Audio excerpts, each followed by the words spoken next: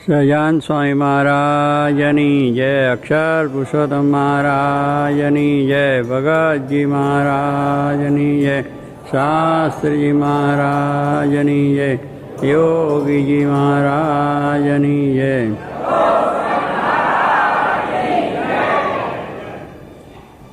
દિવાળીએ બધા વેપારી માણસો ચોપડા ચોખ્ખા કરી નાખે, લેવડ દેવડ આપવા કરવાનું,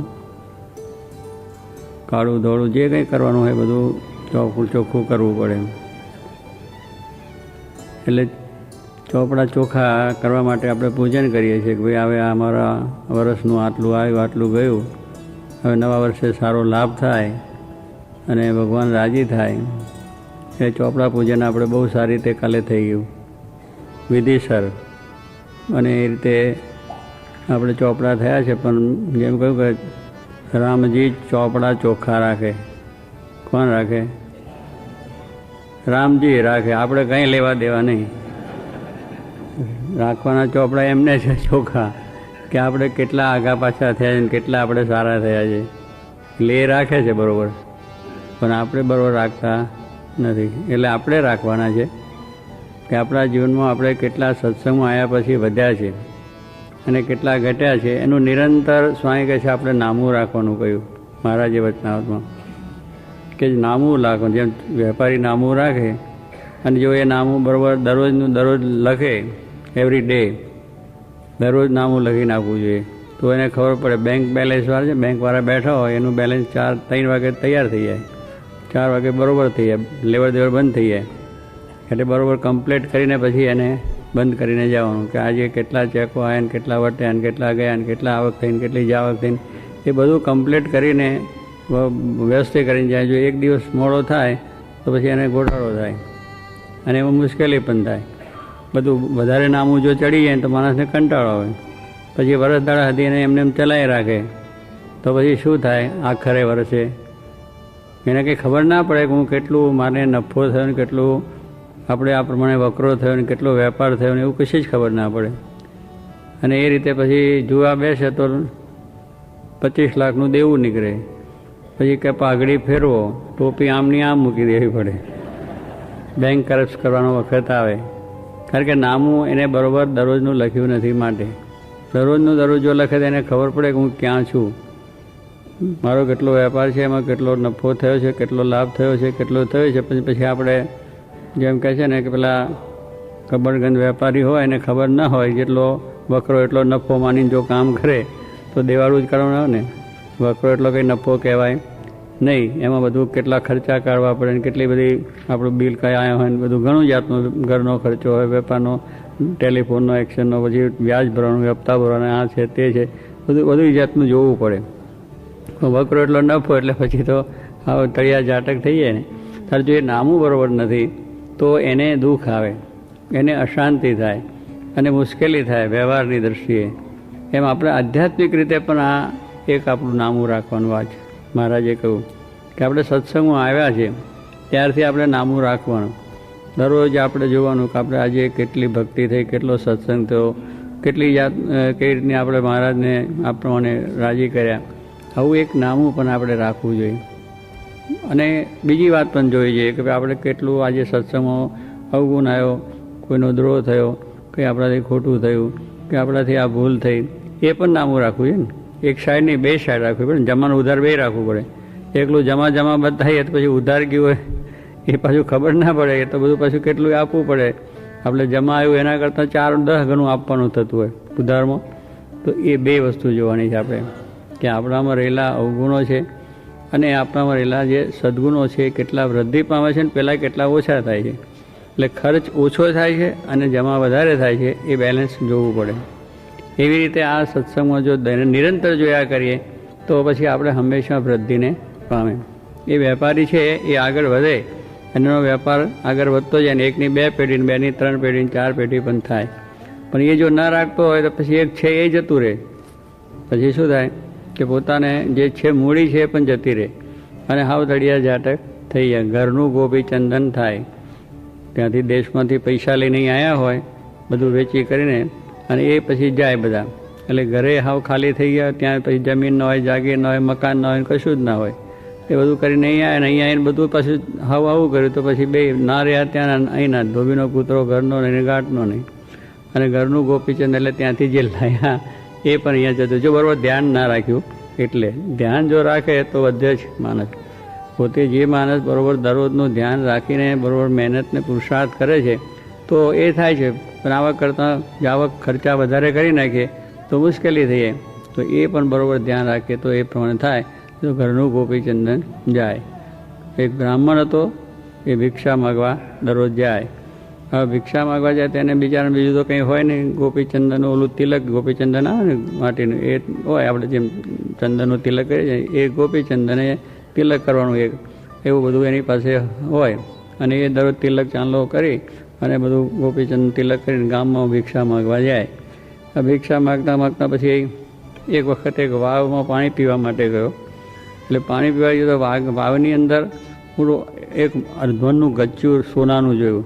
રાણા આપણે દાદાએ ઓલી સોનાની ઈંટ જોઈને એટલે સહેજે લોભાય ને, કારણ કે સોનીને સોનું દેખે એટલે જરા મન લલચાય.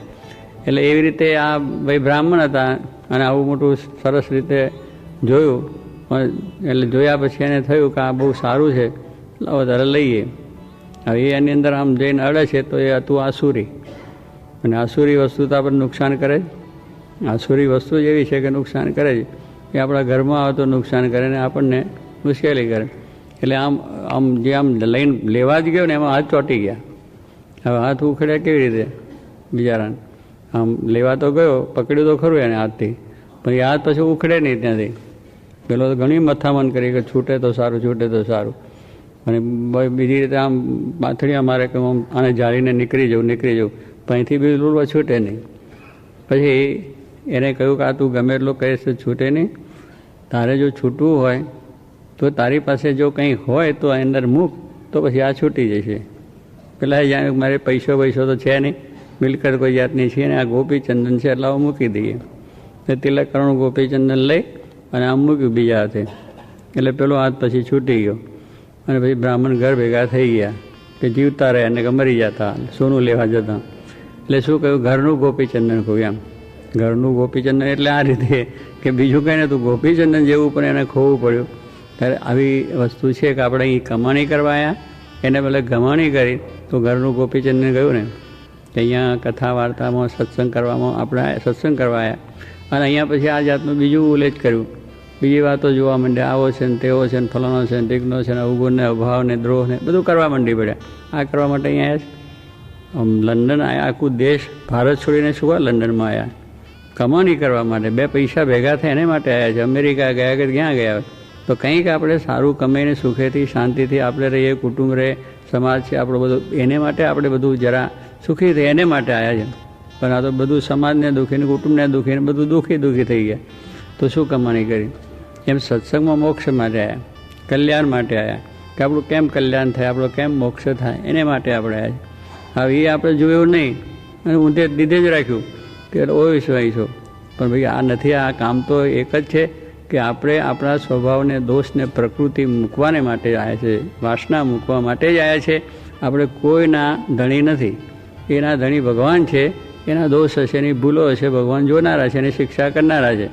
આપણે આપણું જોવા માટે આવ્યા છે. આપણે આપણું નામું રાખવાનું. બીજો વેપારીને તું રાખો, તમે રાખો, એમાં હું તમને ફાયદો કરો? બીજા વેપારીનું નામું તમે જુઓ, એને શું વકરોનો લાભ થયો, એમાં તમને શું લાભ છે? તમારું જોઈ લો ને, તમને લાભ ખોટ છે તો એની અંદર લાભ થાય. પણ બીજાનું જો આમ જવામાં આપણું જતું રહે અને બીજાના ગુણ આપણામાં આવી જાય. બોટાદના આપણે ભગાદોશી શિવલાલ શેઠ, જે ગુણાત્યાંશના શિષ્ય કહીએ છીએ, શિવલાલ શેઠ બહુ લાખોપતિ હતા અને આપણે એની વાત ઘણા વખત સાંભળી છે શિવલાલ શેઠની. અને એવા એ ભક્તરાજ હતા શિવલાલ શેઠ. અને દરરોજ મહારાજની સ્વામીની આજ્ઞાથી સવારે પૂજા, માનસી પૂજા કરે, તો મહારાજનું ધ્યાન કરે.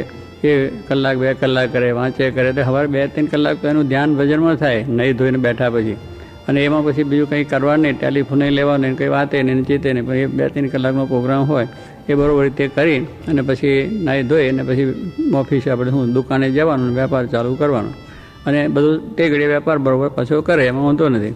પણ આ એક ટાઈમ એમનો બરાબર રહેતો કે દરરોજ માળા કરવાની, એટલે નિયમ પ્રમાણે માળા થઈ જાય કે પોતાને જે નિયમ હોય કે 51 માળા, 100 માળા કે 100 માળા જે નિયમ હોય કે આટલું વાંચવાનું છે વચના બીજું તે એવું નિયમ હોય તો એ પણ વંચાઈ જાય, એ પાછું નામું ચડે નહીં. એટલું દરરોજને દરરોજ થઈ જ જવું જોઈએ. આપણે નથી થતું કે આપણે વાત તો કરીએ પણ પાછું બીજા કામમાં ત્રીજા કામમાં બોલીએ તો લોચો વાગી જાય. એ તો પાછું કરી જ નાખવાનું. કારણ જેટલું આપણે નિયમ છે એટલું નિયમ આપણે કરી જ નાખીએ. જેમ તમે દુકાનમાં છો ધંધો કરતી ઘડે બીજું કરતા કે છોકરો ભણતો હોય તો આટલું લેસન છે, આટલું હોમવર્ક મારે કરવાનું છે, કરી નાખે તો પાસ થઈ જાય, ના થાય તો થઈ જાય. એમ એ પણ દરરોજ એવા નિયમિત હતા કે નિયમિત રીતે બધું ચાલે. ધંધા વખતે પણ 5-6 કલાક ધંધો એટલે ધંધો, એ પણ નિયમ પ્રમાણે જ કરવાનો. તે વખત પછી બીજું આડું અવળું નહીં.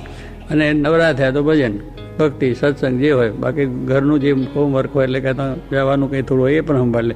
પણ બધું નિયમિત રીતે થતું હતું એનું. અને એવા ભક્તરાજ અને ભગાદોશી જરા વ્યવહારિક, એટલે વ્યવહારની અંદર કુશળતા, આગળ આમ ને તેમ ને બધું સમાજમાં આખું નવનપાન. એટલે બહુ ભજન કીર્તન ભજન ઓછું થાય. લોકો આ પેલો આવ્યો છે તને આમ છે, પેલો છે આમ છે, તેમ છે, ફલાણું છે, ઢીકનું છે, એ બધી બહુ જેને છે ને ગામ પટેલ કહેવામાં આવે. એ પટેલિયા એટલે શું લોકોની વાતો કર્યા કરે. આ હોય આમ છે, આ હોય આમ છે, હું ફલાણે મળ્યો, જો સાહેબને મળ્યો, ફલાણે ઠીક નથી, એવી રીતની બધી વાત થાય. વચ્ચે વાત બીજી કરીએ. જોગી મહારાજ સાંકળદા ગામમાં પધારતા. વડોદરા પાસે સાંકળદા ગામ છે. સત્સંગ છે આપણો, બહુ સારું છે. અને એ પ્રમાણે એ ગામમાં સ્વામીને જવાનું અને 15 દાડા મહિનો રહે. ધર્માદો ઉઘરાવે. હવે ધર્માદો ઉઘરાવે એટલે તે રીતે અનાજનો ધર્માદો ગામમાંથી થાય. ખેતી કરે ને લોકો એટલે રોકડ પૈસા ના આવે પણ અનાજ પાકે ત્યાં પણ બાજરીનો ધર્માદો થાય. દિવાળી ઉપર અન્નકૂટનો પ્રસાદ લઈને જાય અને બધાને પ્રસાદ આપે અને બાજરો લખાવે. એટલે સ્વામી તો 15-20 દાડા રહે. સ્વામીનો તો પોતાનો નિયમ કે સવારે નહીં ધોઈ અને શણગાર આરતી થયા પછી કથા વાર્તા કરે. ત્યારે એમાં એક મોટા હતા, હરિભાઈ મોટા હતા અને બહુ ગામના આગેવાન અને બધી પટલી બધી ગામની બધી સંભાળે. કોઈને આમ કર્યા, કોઈકને પહેરાવે, કોઈને રંડાવે, કોઈકનું ખોટું કરે, કોઈકનું સારું કરે. આ બધું આ જે દોઢ પટેલિયા બધું આ જ કરતા હોય. એમ કશું સારું નહીં. કોઈકને ક્યાંય ચડાવી દેવો ને ક્યાંને ક્યાંય ઉથલાઈ પડો ને ક્યાંને ક્યાંય ઊંચું કરવું, એવું બધું ચાલે. અને વડોદરા શહેરમાં વડોદરા ગાયકવાડ સ્ટેટ દેતા હોય એટલે ત્યાં પોતે જાય એટલે સુભાષરાય સાહેબને મળે, સર સુભાષ સાહેબને મળે, પ્રાણ અધિકારને મળે, દિજ્ઞાન મળે. આ બધું કરીને સાંજે પાછા ઘરે આવે. અને સવારે આ સ્વામી જ્યારે આવે ત્યારે સવારે દર્શન કરવા આવે સવારે. એટલે આવે એટલે પછી બેસે. સ્વામી તો કથા કરવા બેઠા હોય એટલે પેલા મોટા માણસ ખરા એટલે સ્વામી બેસાડે. બહુ સારું, આવો મોટા. પછી એ મોટા વાત ઉપાડે કે સ્વામી હું કાલે વડોદરા ગયો હતો, સુભાષ સાહેબને મળ્યો હતો, એને આમ વાત કરી દીધી, ફલાણાની આની વાત હતી એની આમ કરી દીધી, આ પેલો ગામમાં આવો તો એને આમ થયું. એટલે બધી કેટલી વાત ચાલુ જ કરી દે. રેકોર્ડિંગ છે આપણું વાગે ને ટેપ રેકોર્ડિંગ, એ શરૂ થઈ જાય. એટલે સાહેબ પાછું અડધો કલાક થાય, કલાક થાય, બંધ ના થાય. એટલે સ્વામીને 1-2 દાડા આમ થયું પણ પછી થયું કે આ તો આ ક્યાં સુધી સાંભળવું આપણે. એટલે સ્વામી બેઠા રહે. પછી આ મોટા બારું બે પછી વાત ઉપાડી. એટલે થોડી 5-1 મિનિટ થઈ. સ્વામી કહે મોટા બેહો આપણે કથા જરા સાંભળીએ. લાવો વચના લઈને બેઠા છે. સ્વામી મારે કામ છે, મારે કામ છે, ટાઈમ નથી. સ્વામી કે ઊભા થાવ, જાઓ. તારે જો કહેવાનું કે પટલાઈમાં જિંદગી ખોઈ નાખે, આત્માનું રહી જાય. આપણું મનુષ્ય દેહ સાથે મળ્યો છે. અમને લખ્યું કે આત્મકલ્યાણ માટે છે. બધો નકરો વ્યવહાર નથી, વ્યવહાર કરવાનો છે. પણ સ્વામી કે 8 કલાકની આપણી ડ્યુટી, 8 કલાક વેપાર કરો, નોકરી કરો, ધંધો કરો, કોઈ પણ તમે કરો, એ 8 કલાકની વાત છે. પછીનો ટાઈમ આપણો ભજન. પછીના ટાઈમમાં જેટલું મળે એટલું ભજન થાય, સત્સંગ આત્માનું થાય ને. આ દેહનું કર્યું, પછી આત્માનું કરવું છે ને. દેહને માટે પૈસા કમાવો છે, કમાવો. અને લુગડા લત્તા ખાવું પીવું બધું કરવાનું છે, આપણે કરી લેવાનું. એટલી કમાણી કરીને પછીનો ટાઈમ ભજન આત્માને માટે કરવું. કે આત્મા ક્યાં જઈને બેસે? આ બધું તો કરીએ છીએ પણ એનું શું સ્થાન? એને અક્ષરધામમાં બેસાડવા માટે ભજન છે, ભક્તિ છે, સત્સંગ છે, કથા છે, વાર્તા છે, બધી કરવાની હોય. કે એ કરે જ નહીં તો પછી બધું ક્યાં જાય? પછી એ પછી આ ભગવાનના ધામો તો જાય નહીં. પછી જ્યાં જવાના ત્યાં જાય કે બાપા તો ગયા, પછી ક્યાં ગયા? અહીંથી તો ગયા, પછી જ્યાં ગયા હોય ત્યાં કરા કોઈ સારું કર્યું નથી, ભજન કર્યું નથી, કીર્તન કર્યું નથી, એટલે પછી નરકે જ ગયા હોય ને. એ કંઈ બે સારે ના ગયા હોય ત્યારે એવી જિંદગી આપણી ખલાસ થઈ. એટલે આપણે આવ્યા છે મનુષ્ય એટલા માટે મળ્યો છે. એટલે પેલા ભગા શેઠ છે એ બોટાની વાત ચાલે કે બોટાથી ગઢડા જતા હતા મારાના દર્શન કરવા માટે.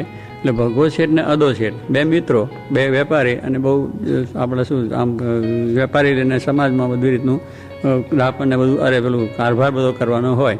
એટલે ત્યાંથી ગાળામાં બેઠા બેઠા નીકળ્યા. ત્યારે શિવલાલ પાછળ બેઠા, એ 2 આગળ બેઠેલા. એટલે બેઠા બેઠા શિવલાલ તો માળા લીધી, બોટા છોડ્યું એટલે માળા લઈને બેઠા. અને સ્વામિનારાયણ માળા ફેરવતા સ્વામિનારાયણ કરતા ચાલે. પેલા 2 ડોહા બેઠા બેઠા વાત કરે કે આ ફલાણાનું ખેતર છે, એ ખેતર દેખ આમાં બાજરો છે એટલે આમાં બાજરો એક કળશી થશે, આ બાજરામાં 20 મણ થશે, આની અંદર ખાંડી થશે, આની અંદર વણ થશે, વણ એટલે કપાસ પાકશે, રૂ એટલે આટલું રૂ થશે, આટલી મગફળી થશે, આટલું આમ થશે. એટલે આખું ઠેઠ બોટાદ ગઢડા જતા સુધી આ ભજન કર્યું એમને. ગઢડા જતા પછી રાધાવાવ હોય ને, ગઢડા નજીક રાધાવાવ છે, ત્યાં આવ્યું ત્યારે પેલા 2 ડોહા કહેલા, શિવા હા અમે આટલી બધી વાતો કરીએ, તું કંઈ બોલતોય નથી, ચાલતો નથી ને એમને શું સૂનમૂન બેહી રહ્યો. શિવલાલે પછી માળા મૂકીને વાત કરી, બાપા મેં તો ત્યાંથી અહીં આવતા સુધી 500 માળા કરી, મારાની 500 માળા ગઢડા સુધી આવતા મારે 500 માળાનું ભજન થયું. આ તમે જે બધી વાતો કરી કે આમાં 5 મણ 15 મણ બાજરો થશે, 20 મણ થશે, ફલાણું થશે, કપાસ થશે, ઘઉં એટલે મગફળી થશે, આ બધી તમે વાતો કરી તો તમારે ઘરે કેટલી આવવાની? તમારે ઘરે આમાંથી ગાડું ભરીને કંઈ આવવાનું ખરું? આ લોકોની તમે બધી માફ કર્યું, જરૂર વગરનું માફ કર્યું. તમારે ત્યાં આવવા નથી, મફતનો ટાઈમ શું કાકો? એના કરતાં તમે જો ભજન કર્યું હોત તો મારા રાજી થાત. વાત બરાબર છે. એટલે નવરા માણસ નખો દ્વારે, કોઈ નવરા માણસ એટલા માટે સરકાર પણ નથી રાખતી, અહીંયા તમને પેલું આપવું પડે છે, શું કે કંઈ નવરા હોય તો નખો જ કરે. એટલે નોકરી આપવી પડે, નોકરી કરે તો માણસને ટાઈમ ના મળે, નહીં તો ટાઈમ વગરનો માણસ કંઈક ને કંઈ ઊંધું છતું કરે. એટલે મારે કે આપણે પણ અહીંયા મંદિરમાં આવીએ તો નવરા બેસવું નહીં. જો અહીં નવરા બેસે તો અહીં બેઠા બેઠા એ જ કરે, જો આવો છે, જો આમ છે, પણ અને આમ કરે. ભાઈ તું આમ કથાવાળો તો સાંભળો આવીને દર્શન કરીને કાં માળા લઈને બેસ. કંઈ ના કોઈ હોય તો આપણે માળ લઈને બેસો, ના તો આપણે વાંચો. અહીંયા એક બાજુ ચોપડો લઈને બેસો. કરવા આવ્યા છે બીજું છે, કરવાનો કંસાર છે ને થાય થૂલું, પછી આમાં મજા આવે ખરી? કંઈ ના કંસાર હોય તો ઘી બીન ખાંડ મળ ફર્સ્ટ ક્લાસ હોય ને, આમ લહતું ઘીવાળો છેરો, અરે કંસાર ખાઈ જવાનો. પણ આ તો પેલો થૂલું કાંઈ બરકત વગરનું, પછી એ આ નિંદ્યા ને કૂતલી ને બીજામ તેજામ સમય પસાર થઈ ગયો. એટલે કરવાનો જે છે એ રહી જાય ને ન કરવાનું થઈ જાય. પૂજવાના રહી જાય, ના પૂજવાના પૂજી જાય. શું પૂજવાની તો ગાય છે, ગાયને પૂજાય ને આપણે, એને પેલા ગધેડા પૂજી નાખ્યા. એટલે ભૂ ભૂ કરવા માંડે, લાતમ લાદા કરવા માંડે, 2 લાતો આપણે ખાવી પડે. એ કરવામાં શું થાય? આપણે પછી એવા થઈએ ને કે આ તો બધા એવા છે. એટલે જો કહેવાનું શું છે કે આપણે પૂજવાના રહી જાય, ના પૂજવાના થાય. આપણે સત્સંગ કરવા આવ્યા છે, મોક્ષ માટે આવ્યા છે, કલ્યાણ માટે આવ્યા છે, તો ભગવાનનું નામ સ્મરણ ભજન એટલું સરસ આપણે છે, સાંભળી લઉં. ના હોય તો પણ આપણે માળા લઈને બેસવું, ના હોય તો આપણે પોતાને જે ભજન આવડતું હતું બોલો. બધો ટાઈમ આપણે એમાં પસાર કરવો છે. પણ આનો આવો છે ને આવો ને તેવો કરવાથી એટલે આપણો ચોપડો ચોખ્ખો થતો નથી. આપણો ચોખ્ખો કરવા માટે આપણે મહારાજે આ સ્થાન આપ્યા છે કે મંદિર એટલે વ્યવહાર કોઈ જાતનો નહીં. ત્યાં જઈને તો આપણે મહારાજનું ભજન થાય, મહિમાની વાત થાય, જે કંઈ આપણે જાણ્યું છે સમજીએ, બીજાને સમજાવીએ, બીજાને નિષ્ઠા કરાવીએ, બીજાને ભગવાન સત્સંગમાં આવે, એવી રીતનું આપણે કરવાનું છે. કોઈ પણ માણસને જ્યારે મન દુઃખ થયું તો એને સારી વાતો કરીને, સારી રીતે કરીને એના મનમાંથી કાઢી નાખીને પણ એ પાછો સત્સંગમાં દ્રઢ થાય, આ બધું આપણે કરવાનું છે. એ આપણા જે ગુણ છે એને પ્રાપ્ત કરવા અવગુણમય ભરાઈ જાય. એટલે એને કરીને આપણે ખોટમાં ધંધો થઈ જાય અને પાછા પડીએ. એટલે આ દિવાળીના દિવસમાં મહારાજે જે નામોનું વચનાવત લખ્યું છે એનું કારણ એ છે કે આપણે પણ દરરોજનું નામું રાખવાનું. કે અહીં આવ્યા એટલે નામું જોઈએ. હું મંદિરમાં ગયો હતો અને મેં કેટલી માળાને, કેટલો સત્સંગ, કેટલી કથા વાર્તા સાંભળી અને કેટલી મારાથી ભૂલ થઈ, તો તરત બીજે દાડે થાય કે આજે ભૂલ કરવી નથી. આ નવા વર્ષની વાત કરીએ ને, દિવાળીને બધું છે, પાછલા અમારી ભૂલો થઈ ગઈ હોય, બીજું થઈ ગયું હોય.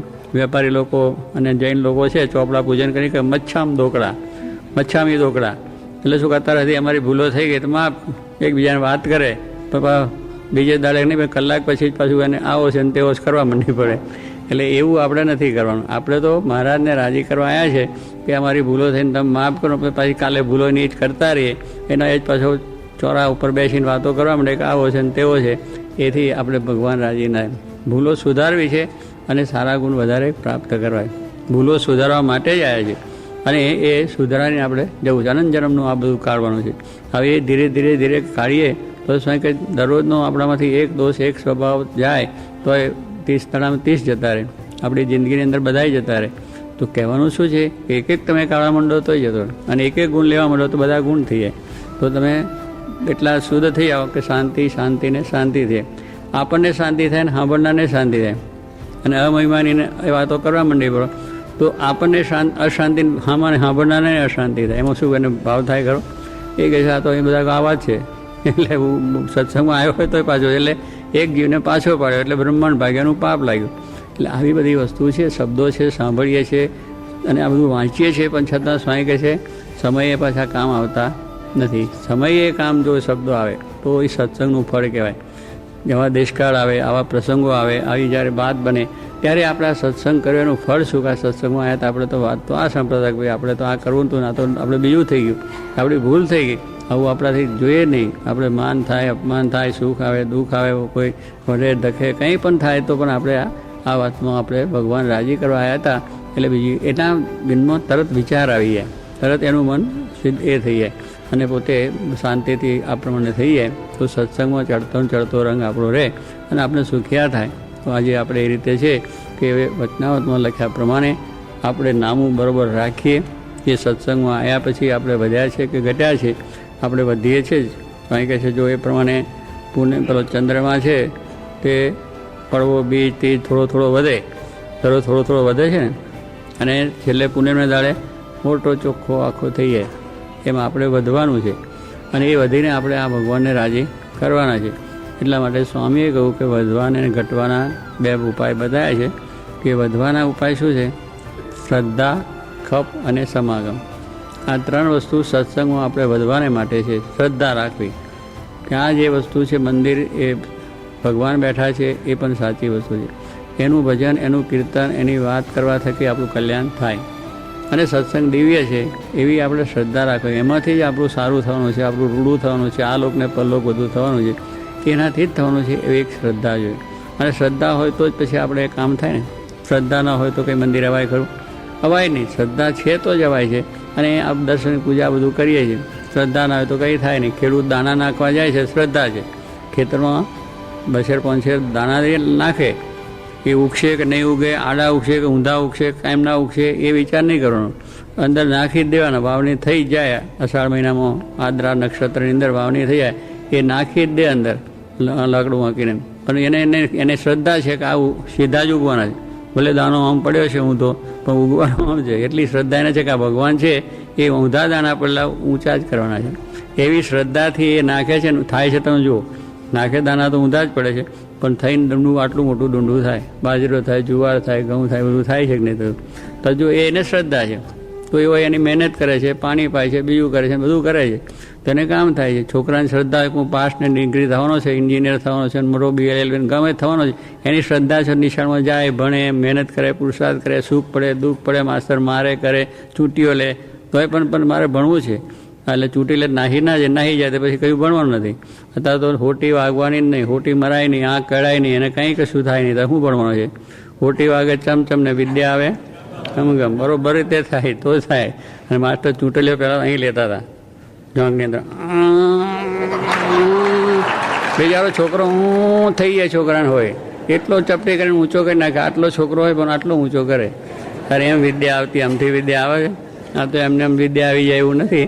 ત્યારે જો કહેવાનું શું છે કે આવું બધું આપણે થોડું થાય તો આ વિદ્યા આવે એવી છે. એમ આપણા વિદ્યા લેવી છે, ભગવાનને રાજી કરવા છે. તો આપણે દુઃખ આવે, દુઃખ આવે એટલે ચાલો મારે અહીંયા સત્સંગમાં આવીને આપણે દુઃખી થઈ ગયા ને હેરાન થઈ ગયા, નહીં તો કોઈ આપણે પૂછતું નથી, નહીં તો કોઈ પડી નથી, એટલે આ ચાલ્યા તો ખોટા આપણે છે. આ તો મોટો સત્સંગ છે, એને શું ખોટ આવવાની છે? એને કંઈ ખોટ નથી. આપણી સેવા જાય, આપણી ભક્તિ થાય, આપણો મોક્ષ બગડે, આપણું ખરાબ થાય તો એ વિચાર નહીં કરવો. સંસારમાં રહીએ તો દુઃખ તો આવે છે. ભાઈઓ છે, કુટુંબ છે, સમાજ છે, રાજકારણ નથી આવતો દુઃખ બધાને આવે છે. ભગવાન ભજે છે એને આવે છે, નથી ભજતા એને પણ આવે છે. એ લોકો મરી જાય છે, આપણે મરવાના છે. આપણે મરી ગયો ઘરે કેમ અહીંયા સત્સંગ કરતા કેમ મરી ગયો? એટલે ભાઈ મરવાનું તો છે. આ મનુષ્ય દેહ મળ્યો ત્યાંથી મરવાનું છે, જન્મ્યા ત્યાંથી જરૂર છે આનું મરવાનું. પણ એવા જાતના દાખલા ડુખલી ઊભા કરે કે આ કેમ દુઃખી નહીં, આપણે દુઃખી કેમ, એ આમ છે ને આપણે આમ કેમ છે. એ તો બધું આ દુનિયાનું છે એટલે દુઃખ સુખ આવવાનું છે જ. ભજે એને આવે છે નથી, પણ એ પ્રાર ભોગવવાનું છે. પેલો કર્મે કરીને ભોગવે છે, આપણે ભગવાનને ઈચ્છાથી ભોગવીએ છીએ. એટલું જ્ઞાન સમજણ હોય તો પછી આપણે દુઃખ થાય નહીં. ભલે એ પછી ચૂંટલીઓ ખણે તો વિદ્યામાં હોશિયાર ફર્સ્ટ ક્લાસ ફરીને બહાર નીકળે અને દુનિયા ડોલાવે એવો માણસ થઈ જાય. ત્યારે કહેવાનું શું છે કે આપણે આ સત્સંગમાં સુખ દુઃખ આવે સર્વ ભેળું તેમાં રાખજો સ્થિરમતી, જાળવીશ મારા જનને અતિશય જતન કરી. જો મહારાજ કહ્યું નિષ્કાળ કે સુખ દુઃખ સર્વે આવે ભેળું. સુખે આવશે ને દુઃખે આવશે. ઘણી વાર સુખ આવે ને ઘણી વાર દુઃખે આવે, પછી લાભે થાય નુકસાને થાય. કેમ નુકસાન વેપારમાં થયો તો થાય, પણ એમાં કંઈ તો ચડતી પડતી અપડાઉન તો ચાલવાના છે. એટલે એવું નથી સાર ચાલ્યા કરે. 2 દિવસ સારા આવે અને આ શરીર મહિનો સારું રહે ને 1 મહિના માથું દુખે ને પેટે દુખી જાય.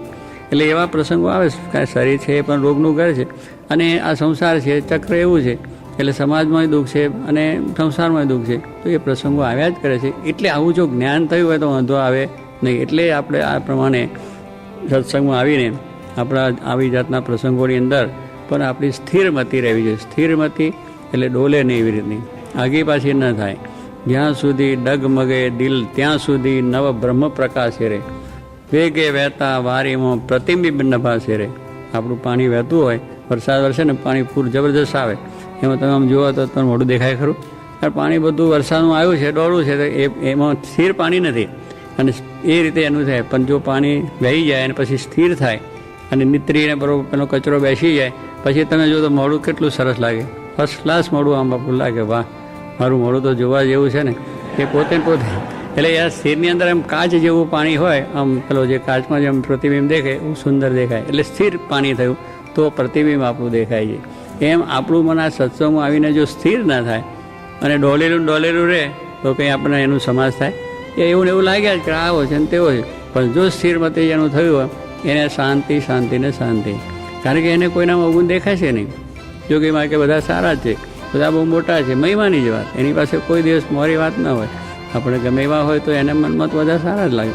તો એ દ્રષ્ટિ જ્યાં જુએ ત્યાં રામજી દૂસરોના ભાષે રહે, એ દ્રષ્ટિ આપણે ગમે. એટલે ડગમગે દિલ ત્યાં સુધી આપણું મન સ્થિર થાય નહીં અને આપણું એ આનંદ આવે નહીં, પણ સ્થિર થઈ જાય કે આ સત્સંગ તો દિવ્ય છે, મહાવિષ્ણુ રૂપ છે, આ તો કલ્યાણકારી છે, આ સત્સંગ તો બહુ સારો છે, આ સંત બહુ સારા છે, ભક્તો બહુ સારા છે, અને આ સેવા બહુ સારી છે. એટલો જ ભાવ અહોહો રહ્યા કરે તો આપણે આનંદ સુખના ઢગલા માટે ચોપડા ચોખ્ખા રાખવા અને નામું દરરોજ રાખવાનું. કયો તમારો ચોપડો રાણા એ તો રાખો છો, પણ આ સત્સંગનો રાખજો.